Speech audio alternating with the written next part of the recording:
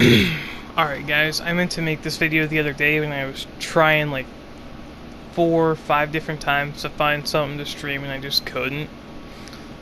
What is it with the state of gaming nowadays? Why is it not fun? Why is nothing working the way it should? Why is it that AAA games don't work half the time, but yet games that cost $0 are more fun? Why is that? Because, Paladins, a free game, actually launched before Overwatch did, if you include the alpha. And people say that it's a, quote, rip-off or clone of Overwatch, when actually the opposite is true. The only difference is Activision Blizzard is a larger company than Hi-Rez. That is the main difference. However, Overwatch used to cost $60. Paladins was pretty much free the whole time. I don't know about closed alpha because I didn't know anything about it during the closed alpha days, so someone can correct me, I'm sure. But it's better than Overwatch. It's more fun than Overwatch. I can't play more than like a match or two on Overwatch without getting fed up and just quitting out, because it's not fun. They try to make a controlled meta where only certain characters are good, whereas in Paladins, pretty much every character is good if you build them right or if you know what you're doing. It's not like Overwatch, where when Baptiste came out, Baptiste was the only good character in the game. No, there's other characters who are actually good. I don't understand. We got games like Fortnite, Genshin Impact, Paladins, all of them are free. VR chat, right? What you're seeing as the gameplay in the background here. All of these are free. And they're somehow better than games that are costing $60, $70. I mean, it's crazy. I'm not pre-ordering MW3. I'm not touching that game with a 10-foot pole. I'm game sharing with someone who's probably gonna end up getting it. I'm not gonna even download it from his account, dude. It's not worth it. It is not worth the money they're gonna charge. MW2 was terrible. MW3 has almost the exact same code, line for line. And I think TRC pointed this out in his MW3 video that he made, so again, go check him out. Awesome guy. But yeah, the lines of code were almost exactly the same. And people are like, this is going to be the best Call of Duty ever, just like they were saying last year and the year before. It is not going to be the best. It's going to progressively get worse. How low have our standards gotten that we have games where you can't even queue into a match properly?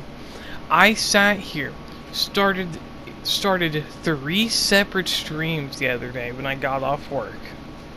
Started 3 separate streams trying to play Rainbow Six. And with those 3 streams, guess what? I couldn't even load into matchmaking because the servers were on fire. Literally, I'm convinced that the servers that some of these companies have are just terminally on fire. Like Netherrack in Minecraft. You light it on fire and you have to put it out. It won't ever sizzle out. You have to put it out yourself. That's what I'm convinced some of these company servers are. And I know Paladins ain't much better because their servers are on fire half the time as well. But like, come on. We can do better. We can have higher standards. And, Rockstar, with the GTA Trilogy remaster, it was a complete flop, and they said that we had high standards. It's not that we have high standards, it's that we expect a working product. If we're paying $60, we want it to work. Like, GTA 5 has had so many God mode glitches, and Rockstar patches the money glitches that hurt nobody. They actually improve the experience for some people who, like myself, have a job or like my younger siblings are in school, or like people, or like myself who's in college even, right? People who don't have a whole lot of time throughout the week and have either their off days or the weekends to come on and play. It's not exactly fair, now is it? That we have to grind for so many hours to get things legitimately if we don't want to be labeled a cheater and told we're a horrible person for manipulating the game. It's not cool. It's scummy. It's all around terrible. I mean, again, this gameplay here, I have more fun playing this than I do playing MW2. I have more fun playing this than most AAA titles. Ghost Recon Breakpoint was a $60 game, and they promised us a bunch of DLCs. It's been, what, like 2.5 years since we've gotten an update for Ghost Recon Breakpoint? Ubisoft just gave up on that game. It wasn't even fun to begin with. They could have added some action instead of driving 40 minutes to one spot and then driving 40 minutes back. They could have added some actual gameplay in there. I mean, like, I can get some gameplay of Ghost Recon Breakpoint, but the only gameplay that there really is that's worth watching is when I go and raid bases, like the AI bases and stuff, because nobody plays the PvP, everyone plays the PvE. You know, the PvP, it don't work properly, it's not fleshed out, it's very wonky, to say the least. The game just wasn't worth $60. You have Battlefield 5, a game that was actually worth the money. It was worth every penny. But what happened? The game got killed off early for Battlefield 2042, another $60 game that couldn't even work on launch. It took them like 1.5 years to get the game to work. And we're supposed to feel sorry for these companies when a project they dumped years into just flops. We're supposed to feel bad for them when they can't even put enough effort to give us a working game. It doesn't make any sense. I don't get it. We've got, let's see here. Let's talk about Pokemon Sword, Shield, and Scarlet and Violet. So don't get me wrong, love them. Great games. Like 8 out of 10. Easily 8 out of 10, if not 9. But there are some glaring issues that stop both of those from being 10 out of 10. The DLCs for Sword and Shield, great. Perfect.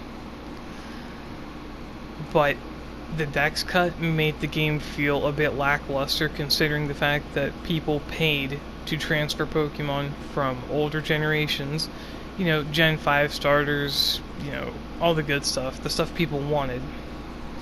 People paid money so they could transfer it up, only to realize, oh, it's not in Sword and Shield. And for the first 2 months, people were trying to figure out what Pokemon were and weren't in the game. Scarlet and Violet have the same issue, except they were really buggy. I was fortunate enough to not have any super severe bugs and glitches happen on my playthrough. And those of you who watched it when I streamed it would know that. So, I mean, yeah, it's substandard, it's subpar, but it's not even close to Battlefield, you know. Battlefield and Call of Duty, they're just complete failures. Activision and EA are competing with each other to see who can make the worst product. Let's see here. We had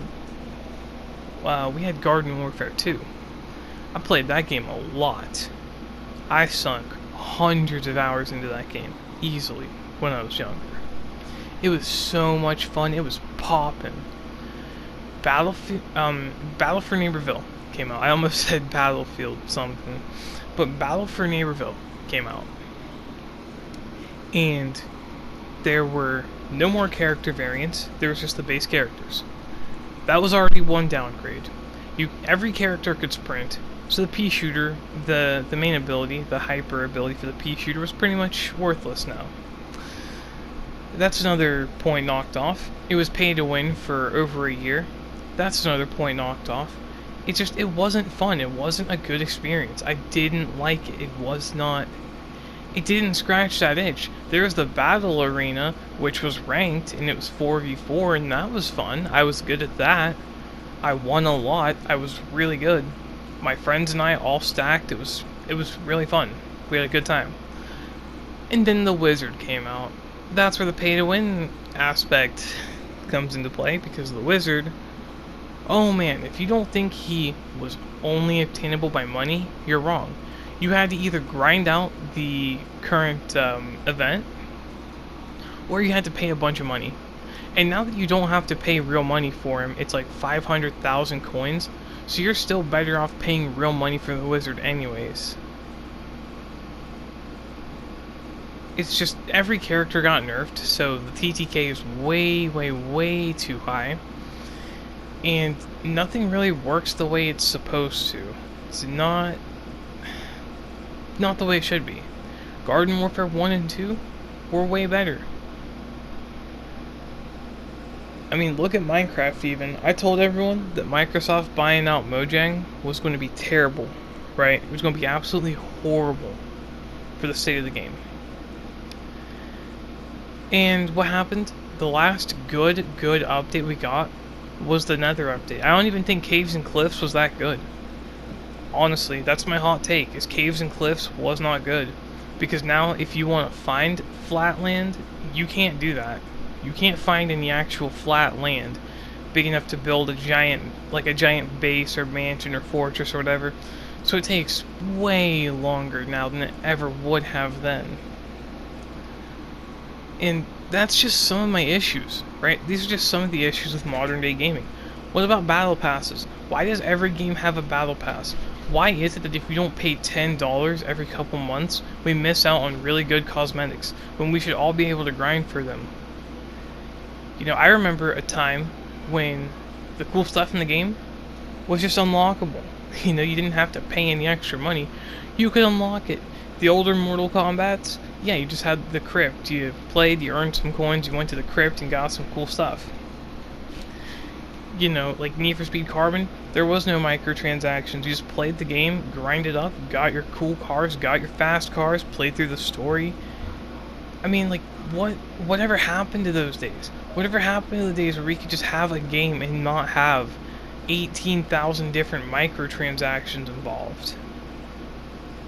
I mean, look at Fortnite. One of the reasons I quit playing Fortnite is, you know, they bring back all these, like, really, really rare skins that we had come out, but they refuse to bring back any Battle Pass skins whatsoever.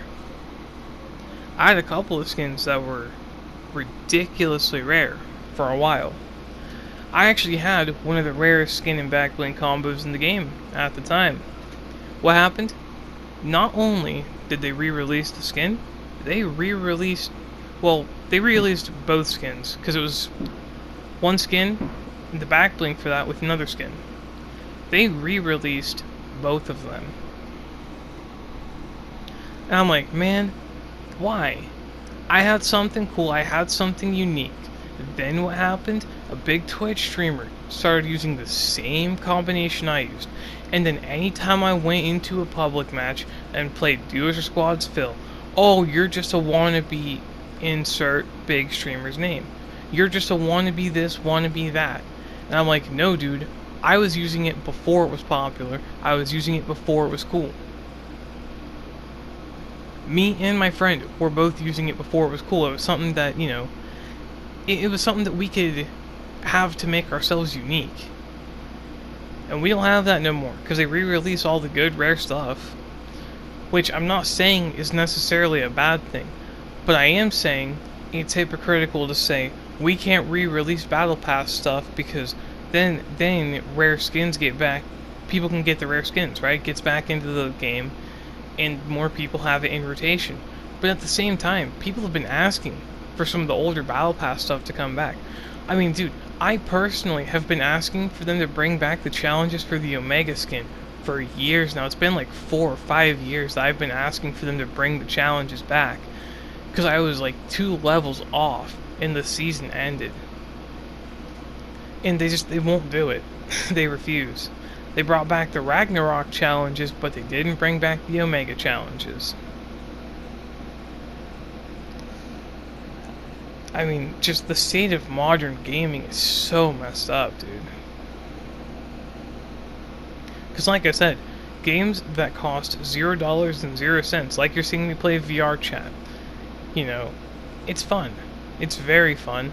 I have a lot of fun. There's never really a dull moment on here. Whether it be absolutely roasting someone in game chat or playing Among Us like you're seeing in the background gameplay here, there's always something to do on VR chat. Everyone is unique, everyone has their own way they play the game. It's always a good time, it's always fun. You know, Paladins. Yeah, it has its issues, I've made my videos on it. But I would be very hypocritical if I said if I really liked the game and didn't point out its flaws. Because you can't have a good product if you don't point out the flaws. If you want it to improve, that's what you have to do.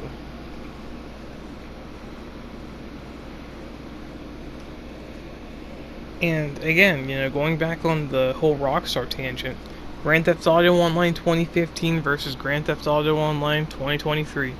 2015, the most expensive car in the game was $2.2 million. 2023, they increased the price of the Oppressor Mark II. Get this, guys, get this. If you don't have the trade price unlocked, here's how much it will cost you. 100 real life dollars if you don't have 20 hours to grind for it. $100 is how much that would cost. And that's before tax, by the way.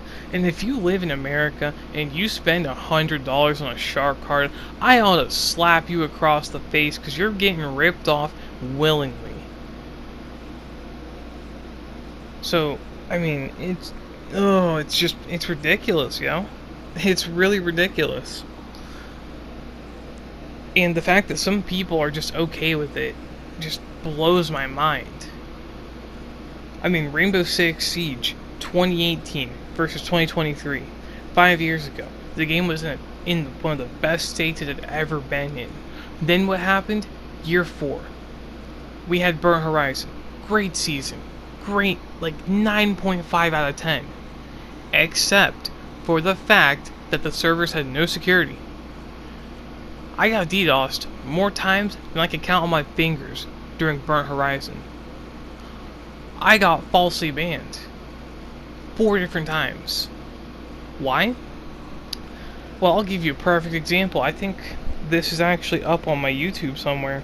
It's either on my YouTube or on my friend's YouTube. We're 4 stacking in ranked. This guy keeps breaking our utility. So I shoot him in the face. Next round, I'm playing Ash. I think nothing of it. I send my breach charge into a wall. He runs into it on purpose, dies, and I get banned.